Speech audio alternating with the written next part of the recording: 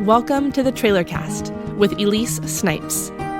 Each week, I will be sharing with you from inside my vintage trailer where I work as a therapist and share some of my musings on the human experience. I am endlessly fascinated and inspired by people. I love being a therapist and am deeply grateful for the intimate and beautiful work I get to do. I believe we are wildly capable of healing and making this world a better place, and this is my attempt at doing that. Sharing beauty to invoke beauty. May you find yourself inside these stories and ponderings and be better for it. Cheers. On this episode, I tell you what it is really like being a therapist, at least from where I sit. Much of the reason I had considered starting Trailer Cast in the first place was to help illuminate what therapy is and what it is not, or what being a therapist is and what it is not. There's no way I could possibly fit all my stories into this moment, so let me tell you two of my top faves. My all-time most TMI moment when someone found out I was a therapist. While I was in grad school and working as a therapist intern, I was also a server at an amazing restaurant in town. One of my tables was chatting me up and asking what my life was like outside of the restaurant. So when I told her I was getting my master's degree in counseling psychology and working as a therapist during the day, she proceeded to launch into the story about her best friend's son, who whenever he came over to their house, sneaks up to her bedroom and steals a pair of her underwear. Oh my God, what? Why am I hearing this? She proceeded to tell me countless instances where her friend was mortified each time she had to return a pair of underwear and where she would find them and what her son was doing with them. Why is she telling me this? She then turns to me deadpan and says, "What do you think is wrong with him? What would you diagnose him with?" How about confused? That's not a psychiatric diagnosis, because believe it or not, we don't diagnose people we have never met and only hear about their fetishes from their mom's drunk friend in a bar. So there's that.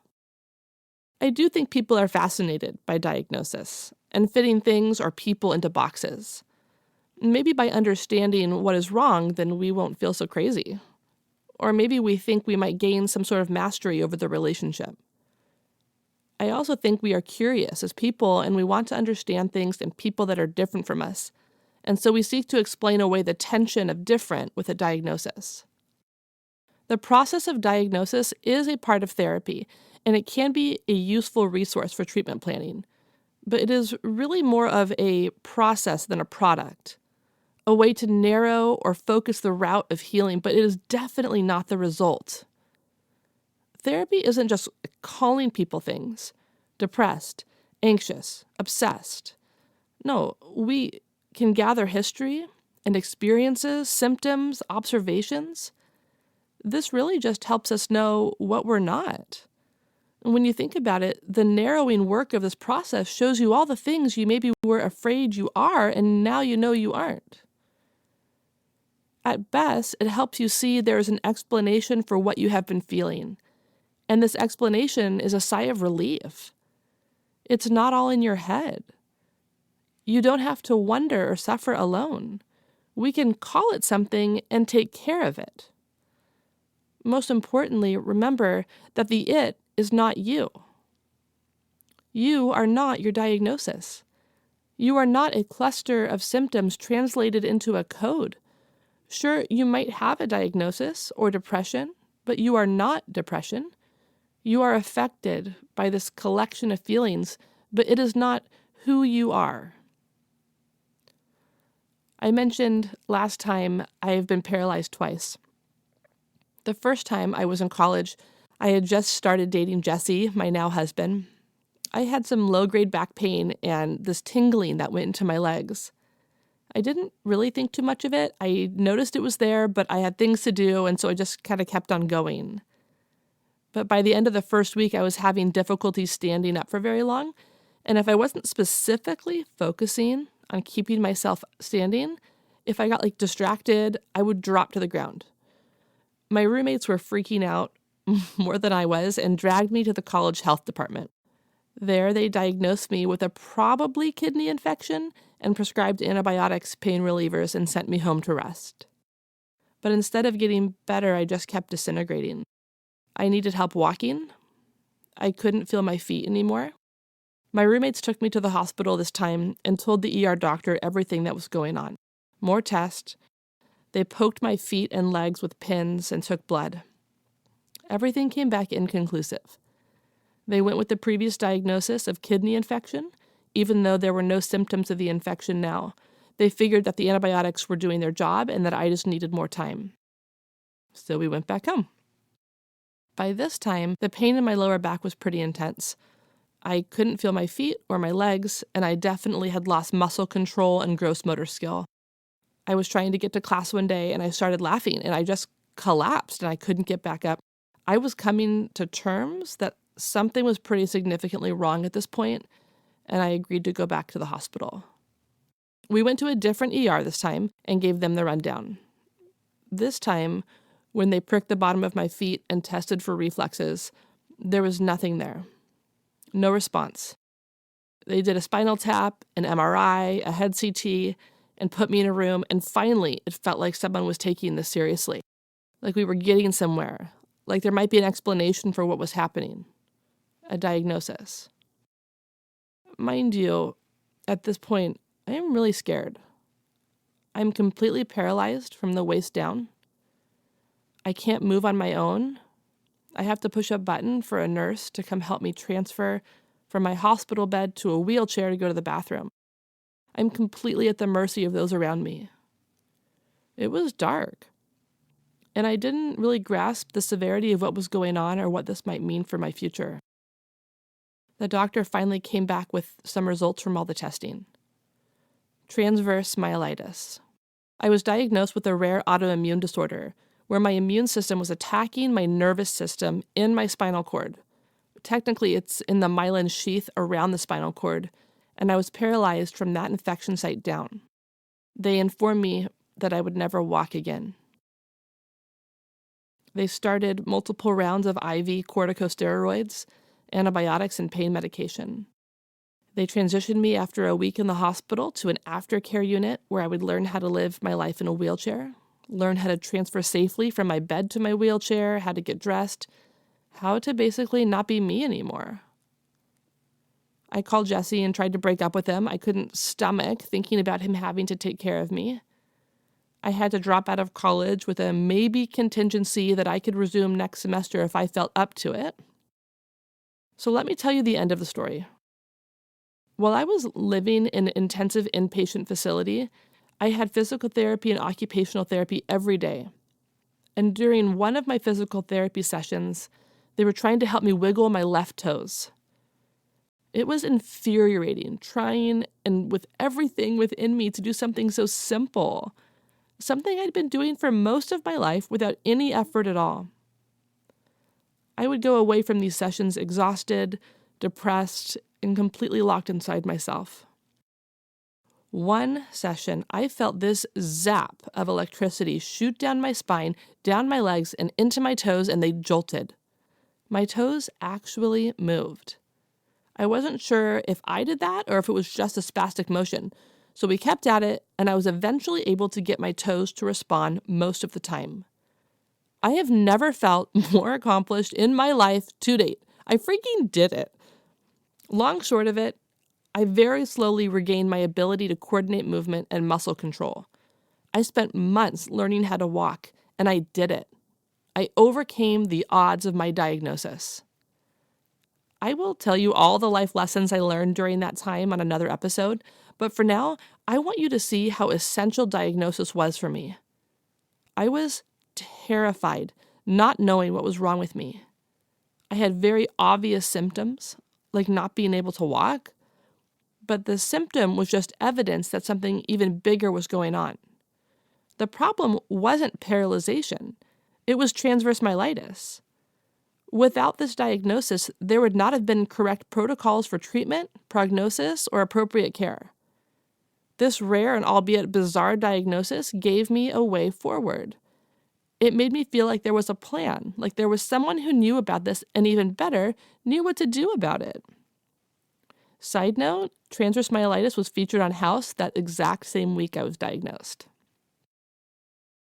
Diagnosis can be securing, relieving, knowing what it is. Diagnosis also helps us know what it is not, what we are not, or who we are not. I had this sweet 14-year-old girl in my office, and her dad had pretty extreme bipolar disorder. She had had several bouts of depression, and every time she dipped, she feared losing her mind, she feared having bipolar disorder, feared becoming her father. So I broke all the rules and I got out the DSM, that's the Diagnostic and Statistical Manual that we use, and we looked up all the symptom requirements for a diagnosis of bipolar disorder, and then we compared her symptoms. We found what I knew we would. She didn't meet the criteria. But, she needed to see it in black and white. She needed to know it wasn't only my opinion or my hope for her, but a factual, not diagnosis. Such sweet relief this process afforded her. A few years ago, I had a young mom in my office. She was really going through it, as all young moms can attest. After several months of working together, monitoring her symptoms, I kind of just brushed her by the thought that she seems to be struggling with some pretty intense anxiety. She looked at me, and a single crocodile tear trickled down her cheek. She sighed a deep sigh and asked me, "Do you really think so?" I kept going, explaining that the symptoms she has are congruent to anxiety really affecting her. Not that she was anxiety, but that anxiety was rearing its obsessive head pretty often, making her feel off, not herself. To my surprise, she laughed, that deep laughter of disbelief mixed with gratitude. She went on to explain that she has felt crazy, and then she would cycle into shame and guilt because she felt like she should be able to handle this. Her diagnosis was relieving, validating, hopeful because she felt confirmation that there was, in fact, something going on and that it wasn't her failing or being a bad mom. Diagnosis definitely has a role in therapy, an appropriate, life-giving role. It's just not the main gig. So one of my other most intense interactions I've had regarding being a therapist happened at the dentist office. I show up to my hygiene appointment, shamelessly aware that I hadn't flossed since the last time I had been there. And I see the sweet, sunny blonde lady walking towards me, and I think, well, she looks friendly, this should be okay. She walks me back to her chair, making small talk, and I get that paper towel clipped around my neck. The chair leans back, and she asks me what I do. And there's this moment where I think, gosh, do I tell her? Or do I just make something up? In that last second, I thought, well, I only see her every 6 months, so what's the big deal? "I'm a therapist," I answer. "I knew it! I just knew it!" she exclaimed. What? I'm wearing torn jeans and a gray t-shirt. What about me looks like a therapist? I'm utterly confused and also immediately regretting my decision. She launches in. "I've been going through the worst time with my ex-husband. He cheated on me with our babysitter. What do you think that says about him anyways? So now I'm dating this new guy, but he doesn't want to pay for dinner, and so I do, but I'm not made of money. And my son, I think he has ADHD. Do you think he does? I mean, he literally never stops fidgeting. Isn't that one of the signs or something? Or is that Asperger's? Is that the same thing?" Mind you, her hands are in my mouth with sharp tools. I have drool running down my chin and onto that plastic napkin. She hasn't even taken a breath, and she is hovering over me, pouring all her problems into my mouth. She didn't stop talking until the appointment was over. She didn't breathe. She would ask me questions intermittently and then did not even pause for a possible response, just kept scraping away and poking and jabbing and dumping. Not gonna lie, it was totally overwhelming. The immediacy of her problems, feeling like I couldn't escape or get out from under them. I thought, I wonder if that's how she feels. Flooded, full, chaotic. Needless to say, I did the only logical thing I could do. I switched to dentists. The misconception I experienced here was that Therapy is when one person dumps and one person is a blank slate just nodding until the time is up. I have had clients tell me that they have had therapists not say a single word during therapy or even fall asleep during session. What a disappointment. Therapy is dialogue. It is listening with all your senses, hearing what the other person is saying, sometimes more importantly, what they're not saying, holding what you know of their past, and on the other hand, holding any discrepancy, paying attention to gaps, themes, patterns. And then it is the somewhat amoebic process of reflecting, observing, reframing, highlighting, untangling, so that amoeba becomes a solid object that we can hold and look at from different angles and make sense of and decide what to do with. Now that we see what that ambiguous thing was, do we want to ditch it? Realizing that it wasn't serving you, it was some old thing from your past keeping you stuck. Or do we plant it, seeing that this blurry object was a truth we needed to mine, and now we want to bury it deep within so it can grow into a life-giving tree bearing fruit of truth and identity? Therapy is dialogue, not a one-sided dumping ground. The other responses I've gotten in rapid-fire fashion go like this. Oh, is it hard for you to turn it off? Like, do you just analyze everyone all the time? I wish my mother was here so you could diagnose her. My husband cheated on me. Should I leave him? I think my neighbor's son is autistic. I'm 26 and I haven't met anyone yet. Will I be a crazy cat lady? It's as if people think therapists are some hybrid, judgmental fortune teller magic 8-ball all rolled into one. But really, these misconceptions still surprise me. Doesn't everyone go to therapy? It really is such a hidden profession. It is literally confidential. It is private. And there's usually some stigma about what it means if you do go. Unless, of course, you were my sweet 9-year-old client. When I saw her in this other context, it was probably at the movies or Costco or something, she looked at her friends and excitedly announced to everyone in earshot, "That's my therapist," and then ran over to hug me. I wish everyone could feel as carefree, or almost as carefree, as she was, at least natural about it. I really want to take the sting out of this, take the shame out. I want to tell you what it is like, at least for me, being a therapist. Now, it is magic, but not the 8-ball kind. More the Lion, Witch, and the Wardrobe kind. The magic of two people, two souls holding one space and time together and honoring all that has been experienced. Learning to hold both the depth of tragedy and the zenith of triumph. Getting to watch people right before my eyes come to truth for the first time. See themselves for the first time as something other than how they have always known themselves. Sometimes this previous knowing is horrifying. Unimaginable abuse, stories I can't erase. And sometimes it is less the big bad and more the subtle shifts of perspective, distance from that thing, grace. I am simultaneously an observer and a character in the narrative. I am equally a learner, and yet I also possess knowledge, experience, and hope. I often feel like a great container, maybe more like a safe, holding people's stories and secrets, valuables, treasuring their process and also the product, storing their transformation, their awakening. I feel so thankful to get to receive these moments. It feels timeless when we're in it.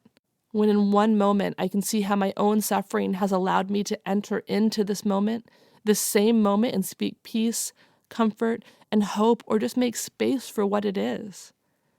It is this collision of happenings, of births and deaths, but all of it good, all of it leading to the fullest sense of true and real. It's magic. Sometimes being a therapist means I hear things I wish I could unhear. But really, I wish I could undo it from time, make that hurt never exist in the first place, so there would be nothing to undo. But I can't, and neither can they, and so we learn how to sit in it together. And this sitting, this weeping, it gives way to something else. The thing is, most people don't make it this far. They stop before it shifts. And it does. It always does. There is always something beyond the pain. So we sit and watch the flow of tears become the water that makes flowers bloom out of season. Sometimes being a therapist means I get to hold people's firsts, their pregnancy they haven't told anyone about after years of infertility, their coming out, their freedoms and victories and sweet joys. Sometimes they bring their babies in, and I get to see the perfect, precious little beings and know that their mamas are going to do so good for them. Or they bring their puppies to show me, and even once a hamster, and I get to see how good they are at taking care of others too. I get to hold it all, and it is precious to me. Yes, sometimes therapy includes diagnosis, but this isn't the point or the end. It might be the name for something, or the cluster of symptoms, or a way to recognize a way forward in treatment, but it isn't the thing. And it never happens for someone that isn't in the room, say for instance someone's best friend's son or someone's neighbor.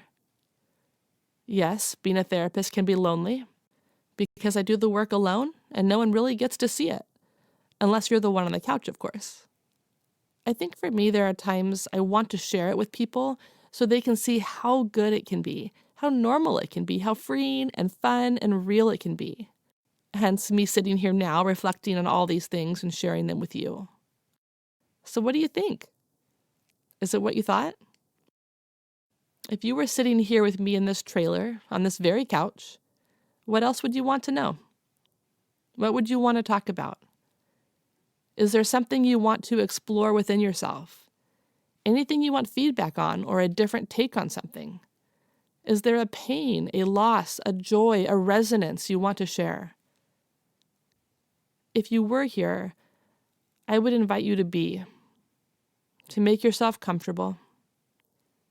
I would welcome all the parts of you, the parts you live out of all the time, the ones you hide, the ones you cut off in childhood, the ones you haven't even lived into yet. And I would ask you, where do you want to begin?